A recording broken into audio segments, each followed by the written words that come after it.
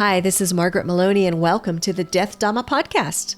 Together, we will consider life, death, and impermanence.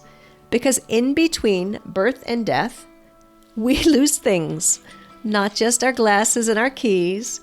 We lose identities, relationships, ideas, and more.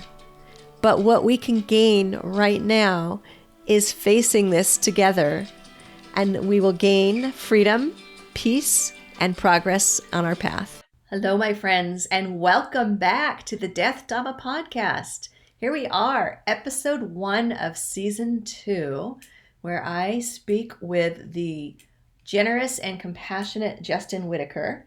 And I say that because it's true, he is, and because I actually interviewed him back in season 1, and then, newbie podcaster that I am, I lost the audio file. And I remembered our discussion, and part of our discussion was about a loss that wasn't necessarily a death, and that stuck with me and became the inspiration for season 2. And the good news is when I went to Justin and had to share with him that I lost the audio file, he graciously agreed to speak with me again. And so today we get to benefit from his generosity. So I'm Justin Whitaker, and I'm currently a senior correspondent for Buddhist Global. And before that, I was a lecturer at Hong Kong University. I've taught in universities in the US and in the UK. I have a PhD in Buddhist ethics, which is where all that comes from. And yeah, I grew up here in Montana. I'm back in Montana now after a couple great years in Hong Kong. Nice. Really interesting time there, certainly during the uprisings there for pro-democracy. And then, of course, we were, I think, a couple 100 miles from Wuhan when COVID kicked off. So we were at the front line of all of that. And I was warning my friends in America, like, this is coming. This is going to hit you. And then I moved to America in the middle of it all because my wife got a great job back here, and I'm near family, near old friends. So happy to be back here. Everyone, I want you to know that at this point, we continued our discussion and shared some thoughts on COVID and differences between how things have been handled in different locations.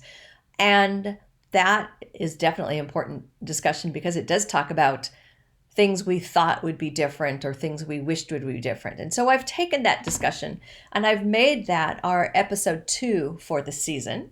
And what I want to do now is turn your attention to a time in his life where Justin shares with us how life went very differently than he thought it would. Things that you've seen in life, experiences of, the loss of a thing or an idea or a relationship, what something you've observed where there was something you thought something was going to be a certain way and then it wasn't.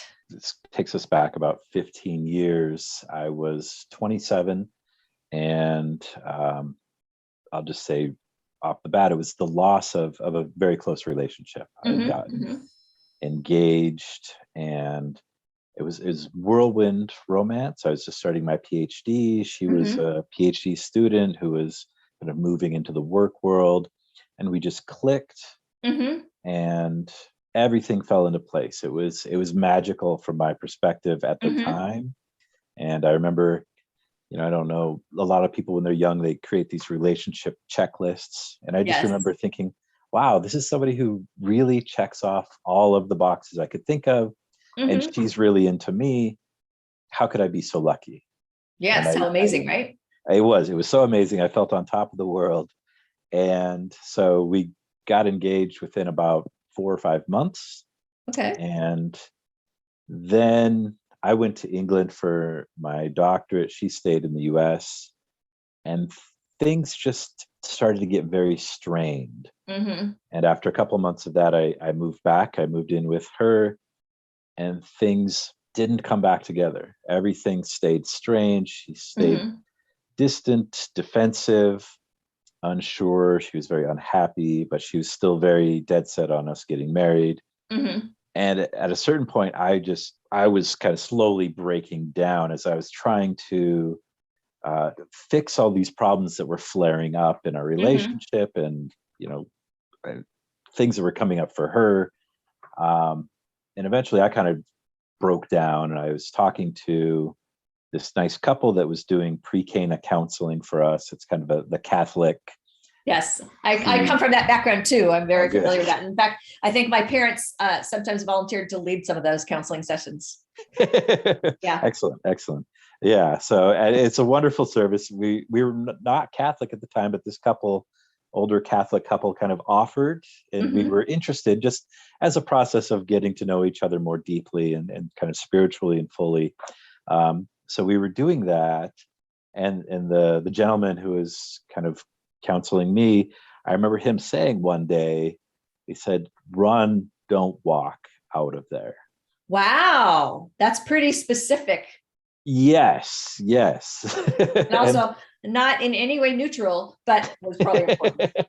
I think, I mean, I think he was responding to my level of just lostness Okay.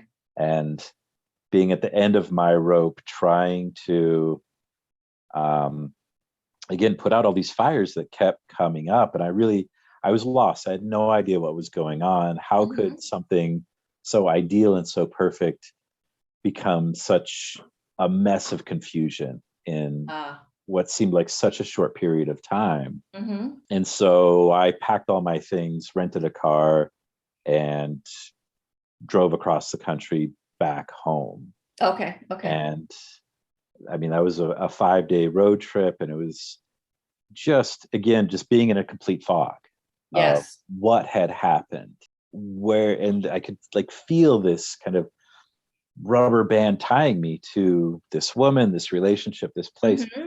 And as I drove, that becoming more and more strained, and just wondering, am I going to be able to fix this from Mm-hmm. afar, or is this over? And again, just kind of being in that fog of Right. loss. Of loss. I thank you for that phrase, the fog of loss.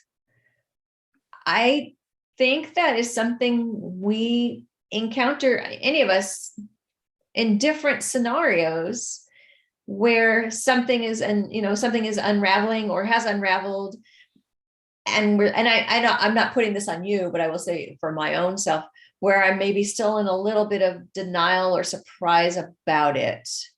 Yeah. Yeah. I was in denial for probably 2 more months, even Okay. after that. Okay. And yeah, again, because it all felt so fast from that ideal. And, um, you know, I think that this is kind of a red flag when a relationship just feels so perfect at once. Mm-hmm. And, but I was craving for that. I had become almost addicted to that perfect relationship sense or scenario, Mm-hmm. and my brain just couldn't process that that wasn't real, Mm-hmm. and that maybe the worst of it wasn't also the whole story are real, and there was something in the middle that I needed to figure out. My brain was not able to put all that together. I just terribly craved somehow getting back to that initial idealistic moment. So Yeah. denial is, yeah, And powerful. yet, if we can, I was just curious, like, so we go back to like that man listens to you and then gives you this advice, but there was absolutely part of you that went all in with that advice. It sounds like, if what you're saying is like he said this thing, and then you're like, I went home and packed and left. Mhm. So there was a part of you that was acknowledging the wisdom of what he was sharing with you. Maybe even he was, do you think it's fair to say he was telling you something that you had been telling yourself, but you weren't listening yet? I don't know if that's true. I haven't come to that myself. I think if I had been telling myself that, yeah, I haven't heard Uh-huh. that yet. Right. I think I at the time I was so caught up in uh, trying to fix things and trying to Mm-hmm. figure out how we got so far off course. Mm-hmm. Um, but I think his phrase and his wisdom really cut through my, I don't know, my scheming mind of trying to fix and trying to put things back in Sure. place, he just kind of Sure. cut through that, kind of like that Zen wisdom of, hitting the Oh, the student hand with a slap. stick. Yeah, like Yes. just stop, get away, stop, get away, like, and think about things from there. Like That is I a think good that'd be amazing. analogy. Thank you for that. Like the Zen, like they tell the stories of the Zen master, kind of whacking you with the stick. Yeah. And it was I guess, a verbal, emotional whack with the stick, wasn't Yep. it? Yep. Yeah. And I would say it absolutely came from a place of compassion on his part, Mm-hmm. and maybe just sensing a need to cut through my, perhaps to him, rambling mind of Oh. uncertainty and craving and clinging. Well, that's a very difficult thing because you made a commitment, Mm, and with a commitment, there are attachments. In romantic relationships and other relationships, we have attachments, and you probably felt committed to having it work. yep. Yep. And it sounds like you're saying, even though she was saying she was unhappy, she was also saying she really wanted to marry you. Yep. So you had this promise, like you had this promise together. Yep. Yeah. Yeah, that's a Yeah. lot. And when you left, I believe in a way this was a surprise, because you were walking around with these things, and then you got the Zen stick whack, and then you acted. But it seems like that came as a surprise. And as you were leaving, do you think you were going away to regroup, or did you think at that time, no, this is it, it's over? Just to regroup. I Okay. absolutely thought, yeah, this was a self-preservation Mm-hmm. move for me, and we'll figure it out later, was kind Okay. of my sense. Right. Because where I was living with her was over on the East Coast, away from all of my community, my family. Mm-hmm. So yeah, I think he really sensed that I needed to get back grounded. And so that was Yes. that was my intention at the time. Get grounded, kind of think things through and take it from there. Mm-hmm. And then eventually we can say that this became a death of a relationship. When do you feel like it became clear, like this is a death of a relationship? I don't remember the exact day. I remember one day, probably about 3 months, 2 to 3 months later, Mm-hmm. um, she and I had still been kind of corresponding a little bit by email, and I wrote an email saying, like, I don't consider us engaged anymore. Okay. Like, end of story. And she mailed me back the engagement ring and tried to call me. I didn't take the call, Mm-hmm. and have never spoken to her since. Okay. Like, and that was when I was able to kind of verbalize that this is done. I'm Okay. done trying. And I think, yeah, up until that point, there are glimmers of hope on her part of, we Mm-hmm. can solve this, just need to do this and this. And that was the moment where I was just like, nope, Good this, for you. Because, sometimes these things go on, and like one person's planning a wedding. I mean, we don't know what she was doing, but sometimes somebody is still planning a wedding, and the other person's like, why are you doing that? yeah, yeah, Yeah. Yeah. No. Yeah. And, we know that the good news is now you move on, you live happily ever after, you meet the right person, you have a lovely child, and your career and everything. But yeah, at the time that was I feel like that was a very difficult death. yeah, yeah. And it was absolutely 2 to 3 months of just being in this fog. And I think there were moments where I could almost come up for air Mm-hmm. and have some clarity about things, and then I'd sink back in and wonder what had happened to the last year of my life. What had I gotten tied up in? Mm-hmm. And it was just through the, I'd say, grace of a lot of good friends and family helping me along, that Mm-hmm. I just kind of kept moving forward with things. My mom is a master's in social work, and I remember one road trip home with her, probably in the 1 to 2 month time after the initial breakup, just saying, I still feel so terrible. And she Oh. said, you should. You've been through so much. Like, this is how you should feel, and give yourself time. And she kind of allowed me to feel what I was feeling. Because again, at the time, I just don't think I was wise enough to want to let myself feel that. I wanted to kind of figure it out and make the bad feelings go away. And she said, no, just feel terrible. You should. Oh, what a gift. Mm-hmm. I think really, what a gift, because I think that in our society, after a certain point, kind of like some of our friends just kind of want to be like, oh, Justin, cheer up, oh, come on, let's go have some beers, forget about it. Or, whatever, you and your friends would do socially at that time. And how lovely for your mom. And I don't know if your mom comes, from Buddhism at all. I think at that time you were studying Buddhism, but you're going to have to remind me. Yeah, I had been studying for about 5, 6, 7 years. I started practicing Buddhism around 2000. This was 2007, 8. And I was actually going off to start a PhD in Buddhist ethics. So I was deep into it myself. You're right in the middle of it. And your mom is saying this thing that now our teachers, even, across the different traditions say, which is you have to, but feel your feelings. When you sit down to meditate, if you feel sad, then feel sad.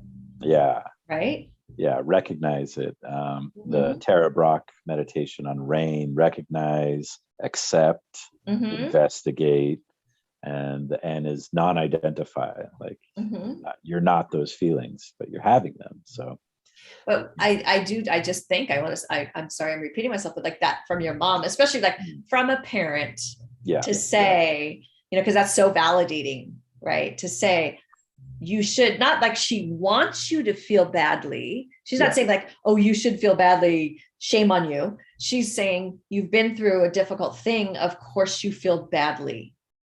Yeah. Feel it. Yeah. And accept that, and not, don't blame yourself. Don't, think you're defective for feeling this way. Like, this is natural, and that's okay. So yeah, it was very helpful. Again, I was kind of fighting what was happening, fighting the reality that was in front of me of just feeling terrible. And she helped me let go of that fight. Yeah, there was nothing wrong with you. You were a human experiencing a difficult thing. Yeah. Now, so aside from your mom, which again, amazing support there, do you look back at any of your Buddhist practice during that time? And were there some things that you found to be useful, or also even maybe not useful? Because not all of our practices are perfect. Mine's not. Maybe yours. Yeah. I was lucky enough to, I guess, sign up for a retreat, which took place about a month after the initial breakup. And it was at a family camp in the mountains, not far from my parents' house. And so I was there. It's just a 2-day retreat in the Thich Nhat Hanh tradition.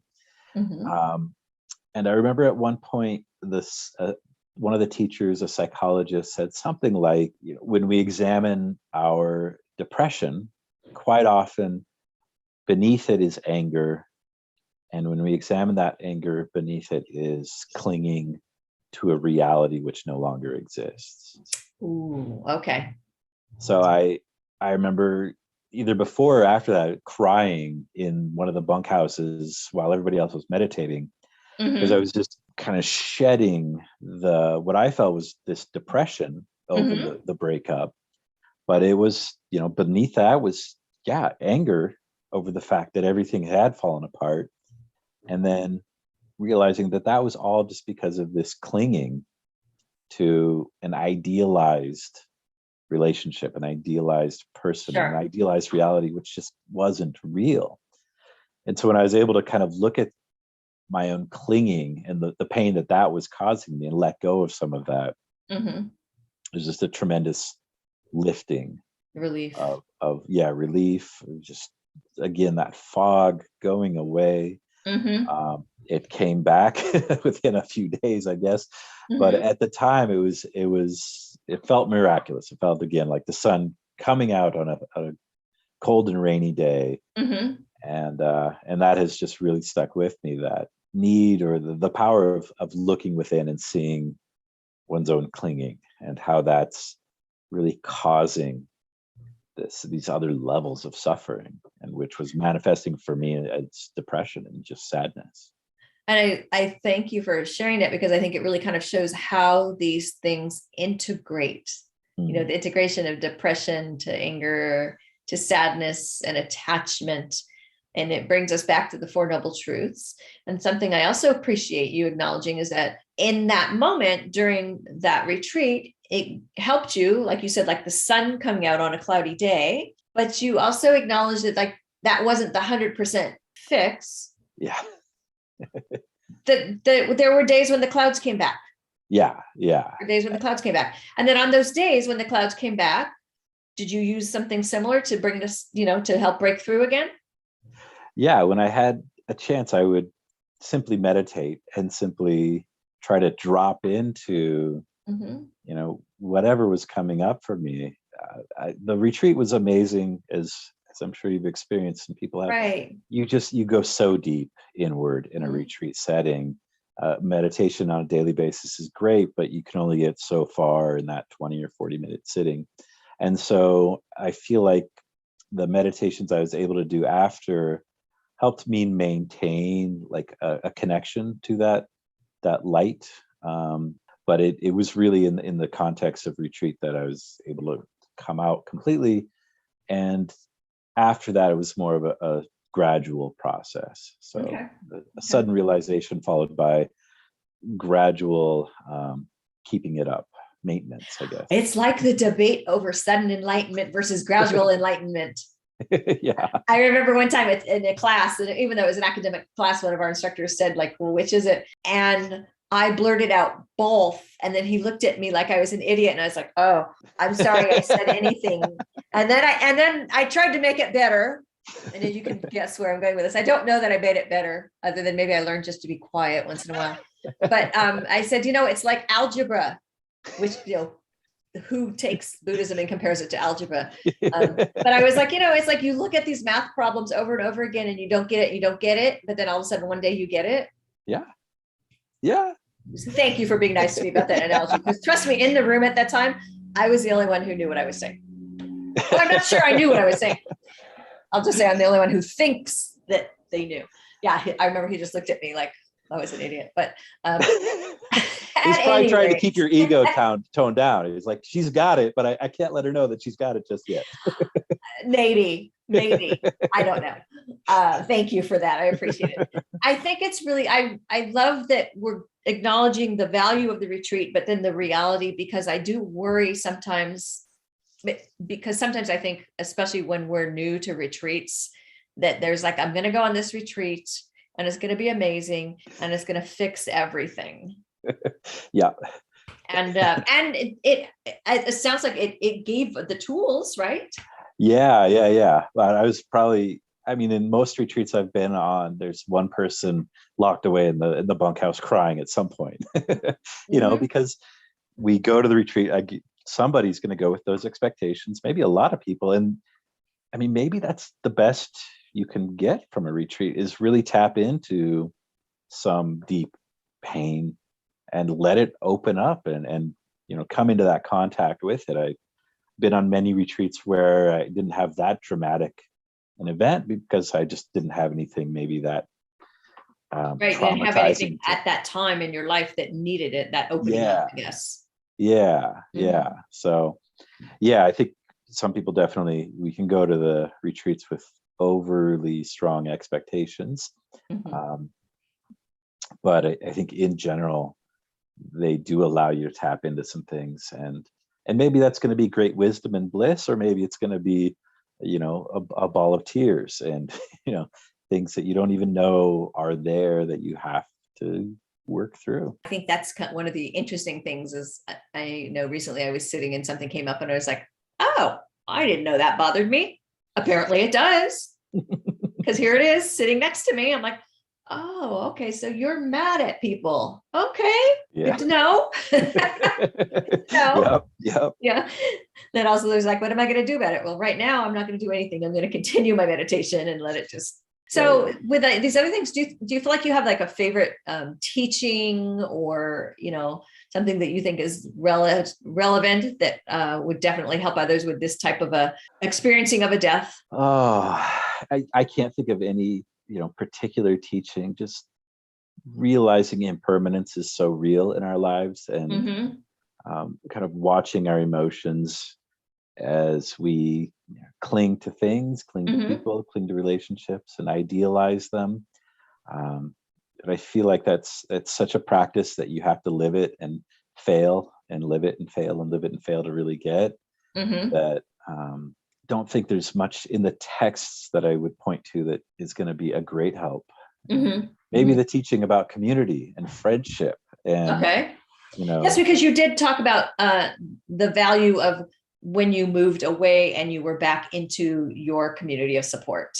yeah. And my Mm-hmm. friend Larry McKay, the pre-Cana counselor, kind of sticking with me and kind of meeting with him regularly, um, and just him being there for me as a sounding board and a place of wisdom Mm-hmm. was tremendously helpful in my healing process. I remember two other instances with him. Once, I don't remember which happened chronologically at which time, but we climbed a mountain. We were watching a sunset, and he said something like, you know, you're gonna find the good in all of this. Ah. You're gonna find the good. And I just remember thinking, no, like, you're crazy, old man. But you I didn't thought push him off the mountain. I didn't. No, Okay. I just, Right you on. know, I knew he had with some wisdom, but I just remember thinking, you know, I'll be happy when I've moved past all this and Mm-hmm. I've gotten past the pain. I have no expectations of finding good in this tremendous kind of mistake I've made, or just mess I've been in. But I really think that's borne out in Mm-hmm. kind of me having a greater sensitivity toward, you know, myself in difficult relationships, but also others, and just realizing, you know, relationships are complex. And you know, my the ex fiance had Mm-hmm. really kind of intense, strange relations with her parents, and you know, I just kind of realized a lot of people have that, and it's something that a lot of people are working through, and Mm-hmm. maybe that's helped me kind of soften any kind of judgment for people who are having a hard time or are, you know, difficult in my life. Just kind of thinking, Yes.